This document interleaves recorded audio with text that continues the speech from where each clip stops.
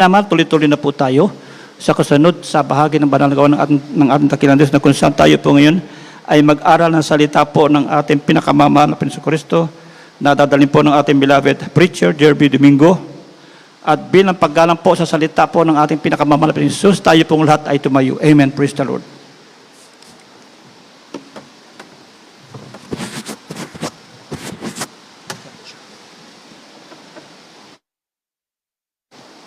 Purihin ang ating dakilang Diyos. Praise the Lord. God bless you po sa aking kapwa mga ngaral, ating beloved SPO2, Rico Balisi. At sa mga oras na ito mga kapatid, ating pong sama-sama muling itaas ang ating mga kamay. Purihin ang ating dakilang Diyos. At tayo po mga minamahal ay sama-sama na po dito sa loob ng ating bahay sambahan. Sa mga nasa labas po mga minamahal, purihin ang ating pinakamamahal na Panginoong Hesus. At tayo po lahat mga kapatid ay manalangin sa ating dakilang Diyos. Praise the Lord. Opo, dakilang mapagpala namin ang mga Diyos na makapangyarihan sa lahat. Sa pangalan mo po aming pinakamamahal na Panginoong Hesus, sa mga oras na ito, patuloy kami nagpupuri at nagpapasalamat sa mga unang yugto na po ng iyong banal na gawain. Salamat, dakilang Diyos, sa iyong paglangis. Higit sa lahat, mahal na Panginoon, sa pagkilos mo sa aming kalagitnaan, sa iyong matamis at banal mong presensya, na patuloy mong pinapadama sa bawat isa po sa amin. Mahal na Panginoon, maraming salamat, dakilang Diyos. Salamat din po, mahal na Panginoon, sa mga bunga ng panalangin, dakilang Diyos, ng aming mga magulang namin sa iyo. At sa mga oras na ito, mahal na Panginoon, narito po kami sa uling bahagi ng iyong banal na gawain, ang pag-aaral po ng iyong mga banal na salita. Bago po ang lahat, minsan pa muli po kaming humihingi ng tawad sa lahat po ng aming mga pagkukulang, pagkakamali at pagkakasala. Ano man naisip na sambit ng aming mga labi, dakilang Diyos, patawarin po ang bawat isa po sa amin. Lalo digit sa mga lingkod, dakilang Diyos, sagana sa akin wala po akong magagawa. Ikaw po magbigay ng mga salita mo sa aking bibig. Pangunahan mo po ako, dakilang Diyos, at lakiban mo po ng kapangyarihan ang mga salita mo na yung pag-aaralan sa hapong ito. At sa mga oras na ito, sama-sama namin sinasaway lahat ng mga uri ng hadlang na gawa ng kaaway. Cast out in the might of the Lord Jesus. Hallelujah, hallelujah, hallelujah. Praise the Lord. Purihin ang ating pinakamamahal na Panginoong Hesukristo. At sa mga oras na ito, mga kapatid, bago pong lahat, ako po'y taos sa pusong nagpapaabot ng pinakamataas na pagpupuri, pagluluwalhati, walang hanggang pagsamba, ay para lamang po sa ating nag-iisang Diyos na buhay. Walang iba sa ating pinakamamahal na Panginoong Hesukristo po lamang. Praise the Lord. At patuloy po tayong nagbibigay ng dobleng paggalang, patuloy na pagrespeto at patuloy na pag-alaala sa mga aral at itinuro ng ating mga magulang sa mahal na Panginoon. Praise the Lord. Ganun din po atin din pong ipinapaabot ang ating pagbati sa lahat po ng dear beloved children, sa kanila pong mga pamilya, sa lahat po ng aking mga kapwa manggagawa, sa lahat po ng mga ginagamit sa banal na ubasan ng ating dakilang Diyos na buhay. Praise the Lord.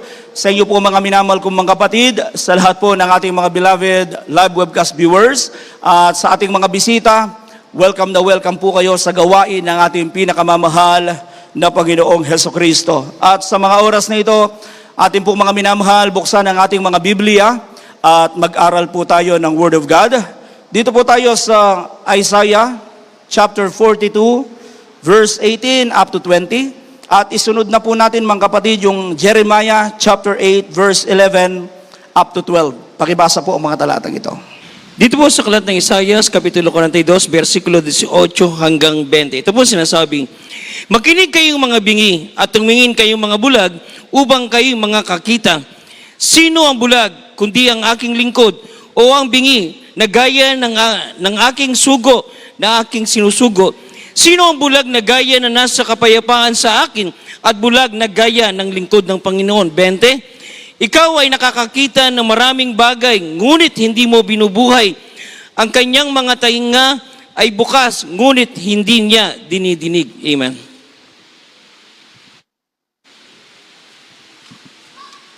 Amen, praise the Lord. From the book of Jeremiah, chapter 11 to 12. Hallelujah, praise the Lord. At kanilang pinagaling ng kaunti ang sugat ng anak na babae ng aking bayan. At sinabi, kapayapaan, kapayapaan, gayon may walang kapayapaan. Nangahiya baga sila nang sila'y gumawa ng kasuklam-suklam? Hindi. Sila'y nangahiya sa anuman, ni nangamula man sila. Kaya't sila'y nangagbuwal sa gitna, niyaong nangbubuwal. Sa panahon ng pagdalaw sa kanila ng mahahagis sila'y sabi ng Panginoon.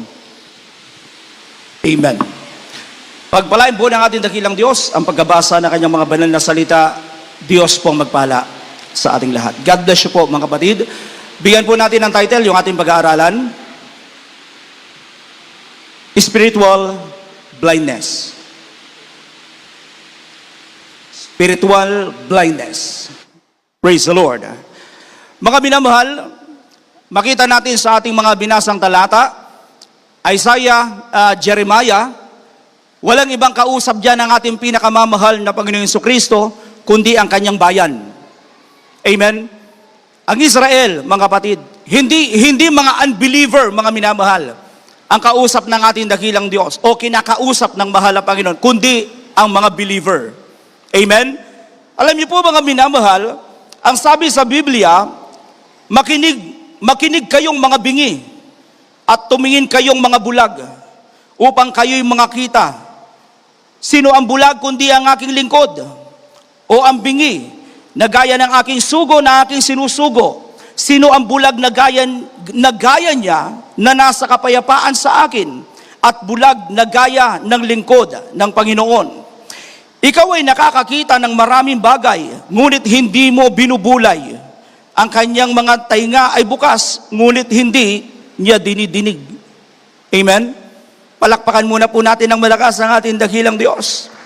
Alam niyo po mga minamahal, dahil sa spiritual blindness o yung pagkabulag sa spiritual, pagkabulag sa mga bagay na kung saan mga kalooban ng ating pinakamamahal na Jesucristo. Dahil sa spiritual blindness, tinatawag ng ating dakilang Diyos, hindi lang ang kanyang bayan, kundi mga minamahal, maging tayo na naglilingkod sa mahal na Panginoon sa panahong ito. Amen? Purihin ang ating dakilang Diyos sapagkat mga minamahal, kahit sa panahon natin ngayon, mga minamahal, may mga naglilingkod sa ating dakilang Diyos na kahit nabuksan na mga minamahal ang kanilang puso, mga minamahal, nabuksan na yung mata ng kanilang puso, mga kapatid. Purihin ang ating dakilang Diyos na kung saan mga minamahal, nagkakaroon pa rin ng spiritual blindness. Amen? Nabubulag pa rin mga minamahal ang puso ng ibang mananampalataya o ibang naglilingkod sa ating dakilang Diyos na buhay. Praise the Lord. Purihin ang ating dakilang Diyos, mga minamahal, dahil sa bagay na patuloy tayong ginigising ng mahal na Panginoon. Sa mga nagkakaroon ng spiritual blindness, patuloy tayong ginigising ng ating dakilang Diyos. Patuloy tayong kinakausap ng mahal na Panginoon. Amen? Patuloy tayong pinapaalalahanan ng ating dakilang Diyos. Hallelujah. Bakit? Upang hindi tayo mapahamak. Amen? Upang hindi tayo mapahamak. Kaya paulit-ulit tayong ginigising ng ating dakilang Diyos. Ang sabi mga minamahal ng Jeremiah, hindi nila pansin ang kahirapan ng aking bayan. Sabi nila, ang sabi pa nila, payapa ang lahat, gayon may walang kapayapaan. Ikinahiya ba nila ang kanilang masasamang gawa? Ang sabi sa Biblia, hindi. Hindi na sila marunong mahiya. Kaya nga sabi ng mahal na Panginoon, babagsak sila. Amen? Mapapahamak sila, sabi ng mahal na Panginoon. Purihin ang ating dakilang Diyos. Alam niyo po, ang pinakamapanganib na uri ng pagkabulag, hindi yung physical. Amen? Yung pinakamapanganib na pagkabulag, mga minamahal, hindi yung physical na kung saan mga minamahal, yung mga minamahal walang paningin. Ang pinakamapanganib, yung spiritual na pagkabulag. Praise the Lord. Purihin ang ating dakilang Diyos. Alam niyo po mga minamahal, ang taong bulag sa spiritual, maaring nakikita niya yung bagay ng mundo. Maaring nakikita niya mga minamahal, yung mga material na bagay ng mundo, mga minamahal. Ngunit ang nakakalungkot lang mga minamahal, purihin ang ating dakilang Diyos na buhay. Hallelujah. Maraming tao mga minamahal, pumupunta sa gawain ng mahal na Panginoon. Pumupunta sa church, naglilingkod mga minamahal. Pero ang nakakalungkot mga minamahal, mayroon sa atin, unti-unting nawawala yung sensitivity natin, mga minamahal, doon sa tinig ng Diyos. Na kung saan, mga minamahal, parang ang iba binabaliwala ang salita ng Diyos. Yung iba, mga minamahal, marinig lang ang salita ng ating dakilang Diyos, pero mga minamahal, nilalabas sa kabilang tainga. Amen? Bilang anak ng Diyos, dapat maging sensitive tayo eh. Praise the Lord. Sa Word of God, dapat mga minamahal, kapag pagdating sa Word of God, dapat mga minamahal, tara, punta na tayo dun. Napakahalaga ng salita ng Diyos. Amen? Praise the Lord. Dapat maging sensitive tayo bilang mga anak ng Diyos. Sa Word of God, mga minamahal, ang Word of God, ito ang nagbibigay buhay sa atin. Ito ang nagpapalakas ng ating pananampalataya. Ito ang nagpapatibay sa atin sa paglilingkod sa Diyos. Amen? Ito ang nagpapatatag ng ating tiwala sa mahal na Panginoon. Praise the Lord. Muli natin palakpakan ng malakas ang ating dakilang Diyos na buhay. Yung Jeremiah chapter 8, mga minamahal, yan yung inilalarawan ng mga Kristiyanong mga minamahal, bulag, spiritually.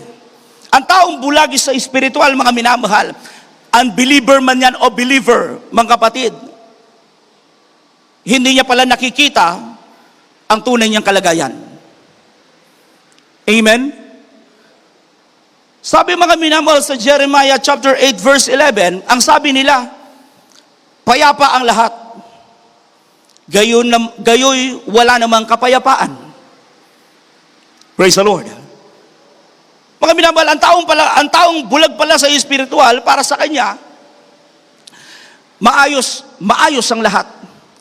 Walang problema. Maayos ang lahat, mga minamahal. Kahit hindi naman maayos.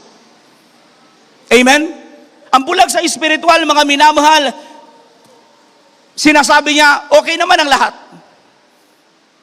Payapa ang lahat, kahit magulo. Amen? Purihin ang ating pinakamamahal na Panginoon Jesucristo. Para sa Kanya, mga minamahal, maayos ang lahat, kahit hindi maayos. Amen? Yun pala, mga minamahal, sign pala yun, mga minamahal, na nabubulag tayo sa spiritual. Amen? Sabi mga minamahal, huwag tayong magbulag-bulagan sa paglilingkod sa Diyos. Kung anong nangyayari sa ating kapaligiran, kung anong nangyayari sa ating buhay spiritual. Amen? Huwag tayong magkibit balikat, mga minamahal, sapagkat mga minamahal, sabi nga, ang pagpasok sa langit, hindi ganun kadali. Ang sabi ng mahal na Panginoon, magpilit kayong magsipasok sa pintuang makipot, sapagkat marami ang magsisikap, pero hindi mangyayari. Amen? So, ibig sabihin, may sakripisyo. Hindi simple, mga minamahal, ang makapasok sa kaharian ng ating dakilang Diyos. Palakpakan natin ng malakas ang ating pinakamamahal na Panginoon Jesucristo. Ano pa po, mga minamahal? Ang Kristiyanong bulag sa spiritual, kahit sinasadya na palang gawin ng kasalanan, sinasadya na niyang suwayin, mga minamahal, ang kalooban ng Diyos, ang iniisip pa rin niya, ligtas pa rin siya. Amen? Praise the Lord. Kahit mga minamahal, ginagawa niya yung kasalanan, alam niya yung kasalanan na ginagawa niya, alam niya na mali ang ginagawa niya, mga minamahal, pero sa isip niya, ligtas pa rin siya.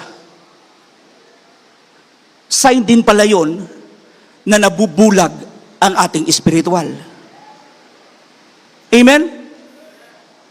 Purihin ang ating pinakamamahal na Panginoon Jesucristo. Mga minamahal, makita nyo, mga kapatid, ganun pala kalala ang ginagawa ng kasalanan. Amen? Praise the Lord.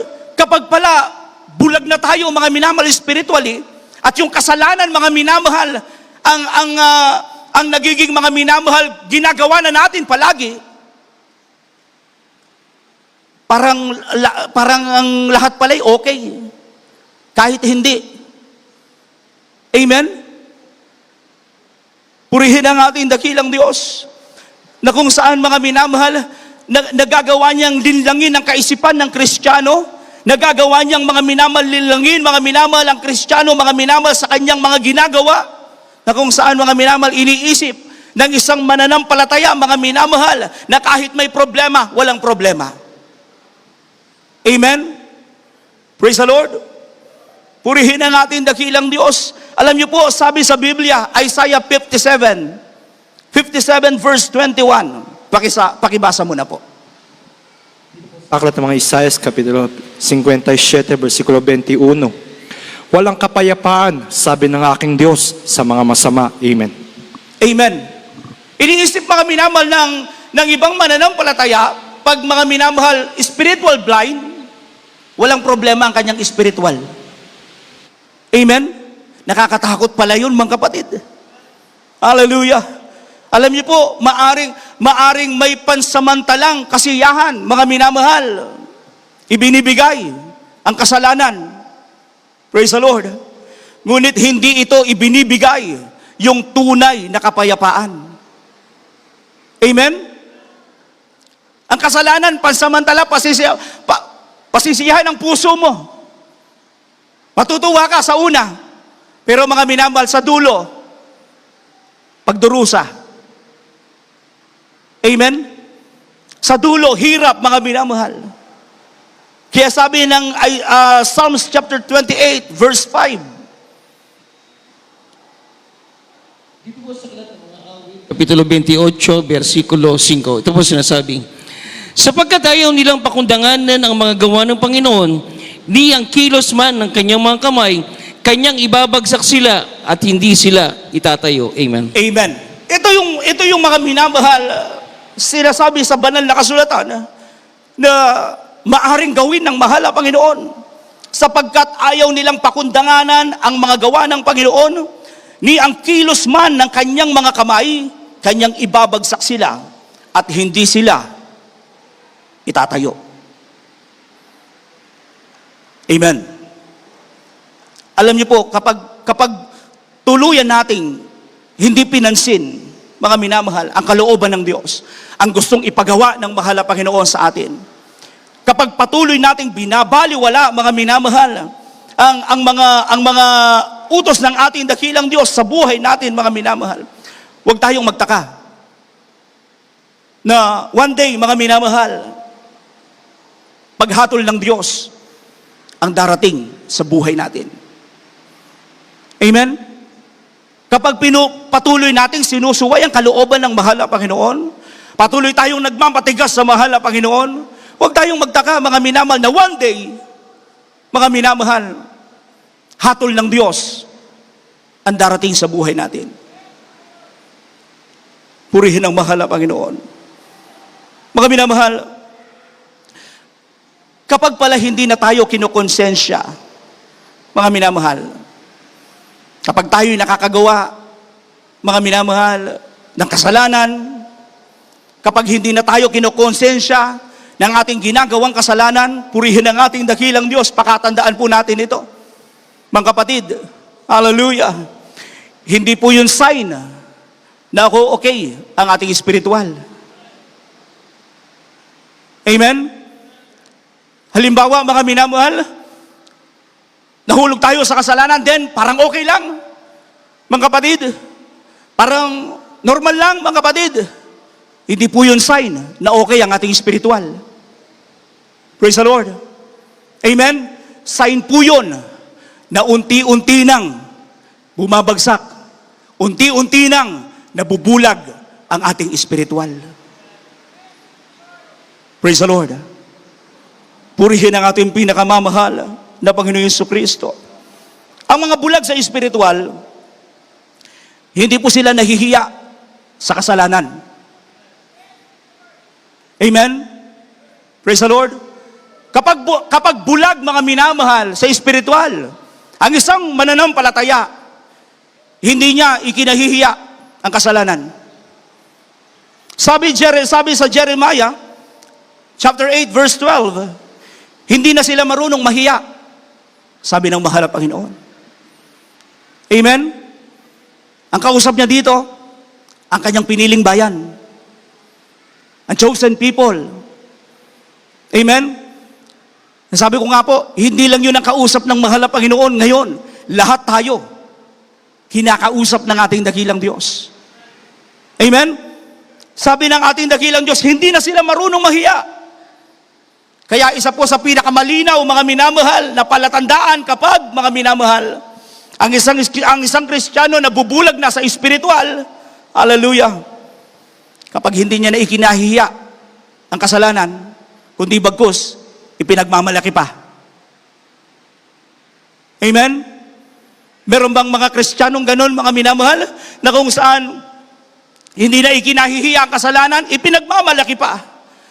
Ibinabandera pa, mga minamahal. Amen? Para makita ng tao, mga kapatid, ipinapakita pa, mga minamahal, sa kapwa. Nakakalungkot. Praise the Lord.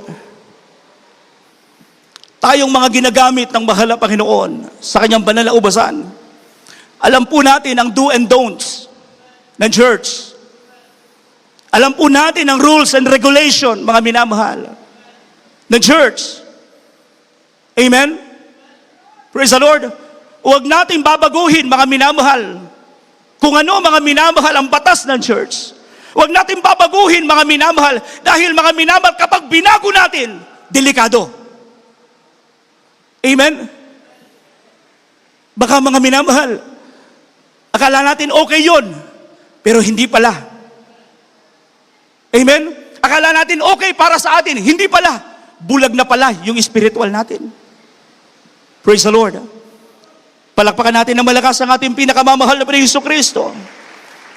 Purihin ang ating dakilang Diyos na buhay. Hallelujah. Huwag nating hahayaan, mga minamahal, especially tayong mga ginagamit sa gawain ng mahal na Panginoon. Mabulag ang ating mga spiritual. Napakadelikado. Hallelujah. Purihin ang ating dakilang Diyos. Ang iba, mga minamahal, hindi lang sinusuway, mga minamahal. Kung ano yung batas ng church, hindi lang sinusuway ng iba, mga kapatid. Hallelujah. Yung patakaran ng church, mga minamahal, hindi lang nila, mga minamahal, sinusuway ang iba. Hindi lang ginagawa yung kasalanan, pinagtatakpan pa. Amen? Hindi lang ginagawa yung kasalanan, gina-justify pa. Praise the Lord. Delikado, mga kapatid. Kapag alam nating mali, huwag na nating i-justify. Lalo lang tayong magkakasala sa mahal na Panginoon. Kapag alam nating mali, mga minamahal, mag-repent tayo sa mahal na Panginoon. Magsisi tayo sa ating dakilang Diyos. Dahil, mga minamahal, ang Diyos ay mapagpatawad. Pero, mga minamahal, kapag hindi ka marunong magsisi, mga minamahal, nagpalaki ka pa sa mahal na Panginoon, mapapahamak tayo. Praise the Lord. Purihin ang ating dakilang Diyos. Naway hindi tayo matulad, mga minamahal. Doon, mga minamahal, sa aklat ng mga taga-Roma. Yes, God is love. Mapagmahal ang Diyos. Amen? Alam niyan ng lahat ng tao, mga minamahal, na ang Diyos ay pag-ibig. Pero nakakatakot kapag hinayaan ka ng Diyos. Gawin, ipagpatuloy yung kasalanan. Amen? Yun yung nakakatakot, mga minamahal. Dahil sa Romans chapter 1 verse 28 up to 32, tignan niyo po, pakibasa po.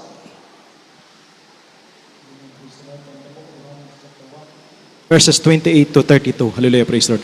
At palibhas ay hindi nila minagaling na kilalanin ang Diyos. Ibinigay sila ng Diyos sa isang mahalay na pag-iisip upang gawing yaong mga bagay na hindi nangangarapat. Nangagpuspos sila ng buong kalikuan, ng kasamaan, mga kasikiman, mga kahalayan, puspos ng kapaghinalian, pagpatay sa kapwa-tao, pagtatalo, ng pagdaraya, ng mga kasamaan, mga mapag-usapala, mga maninirang puri, mga napupuot sa Diyos, mga manglalait, mga palalo, mga puri, mga mangangata ng mga kasamaan, mga suwain sa mga magulang, mga haling, mga hindi tapat sa tipanan, mga walang katutubong pagiliw, mga walang habag, na bagamat nalalaman nila ang kautusan ng Diyos ng mga na ang mga nagsisigawa ng mga gayong bagay ay karapat-dapat sa kamatayan, ay hindi lamang gayon ang ginagawa, kundi naman pinapayagan ang mga nagsisagawa ng mga yaon.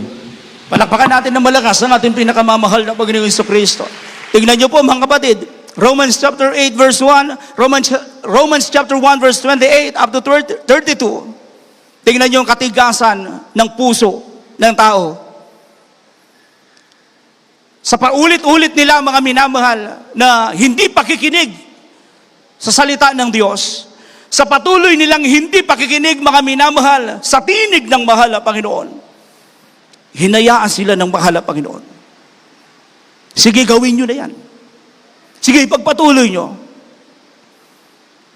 Total, ayaw nyo ring makinig. Sige, ipagpatuloy nyo yung lahat ng ginagawa nyo. Hinayaan sila ng mahal na Panginoon. Hallelujah. Sa mga bagay na ginagawa nila na hindi maganda, mga minamahal. Kahit alam nilang mali, mga minamahal, yung kanilang ginagawa, mga kapatid. Kahit alam nilang masama, kahit alam nilang hindi tama, mga kapatid, patuloy pa rin nilang ginagawa. Amen? Ano sabi sa Biblia? Karapat dapat sila sa kamatayan. Amen? Kasi hinayaan na lang sila ng mahal na Panginoon. Praise the Lord. Naway sabi ko nga, wag na wag mangyari mga minamahal sa atin na mga naglilingkod ngayon sa ating dakilang Diyos. Praise the Lord. Ang iba po kasi mga minamahal, yung mga nagpapatuloy sa pagsuway sa kalooban ng Diyos, nagpapatuloy sa kasalanan, kapag nakita nila yung kanilang kapwa, ganun din ang ginagawa, tuwang-tuwa pa sila. Amen? Kasi nga mga minamahal, parang, ginagaya tayo. Amen? Natutuwa mga minamahal, yung mga nagpapatuloy sa kasalanan. Praise the Lord. Ang sabi sa Biblia, Ezekiel chapter 36 verse 32. Mga kapatid, pakibasa po. Sa aklat ng mga Ezekiel 36, versikulo 32. Hindi dahil sa inyo ginagawa ko ito, sabi ng Panginoong Diyos. Tantuin ninyo, kayo'y mga hiya at mga lito dahil sa inyong mga lakad o sangbahayan ni Israel. Amen. Amen. Sabi ng ating dakilang Diyos, mga minamahal, sa mga Israelites, dapat lang kayong mahiya dahil sa inyong kasamaan. Amen? Dapat maramdaman nyo yung hiya, sabi ng mahal na Panginoon. Purihin ang ating dakilang Diyos. Alam niyo po mga minamahal bilang mga Kristiyano, kapag tayo pala'y tinatablan pa ng hiya sa ating mga ginagawang hindi maganda, mga minamahal, ibig sabihin pala niyan, tinutulungan pa rin tayo ng Espiritu ng mahal na Panginoon. Amen? Praise the Lord. Kinukonsensya pa rin tayo, mga minamahal, na Espiritu ng ating dakilang Diyos kapag tayo'y tinatablan, mga minamahal, ng hiya. Ang nakakatakot, mga minamahal, kapag hindi na tayo, mga minamahal, nahihiya sa kasalanan. Praise the Lord. Kahit nakikita na ng ating mga kapwa, mga minamahal, uy, si brother, uy, si sister, parang okay lang. Amen? Kahit alam mo, ikaw mismo, alam mo na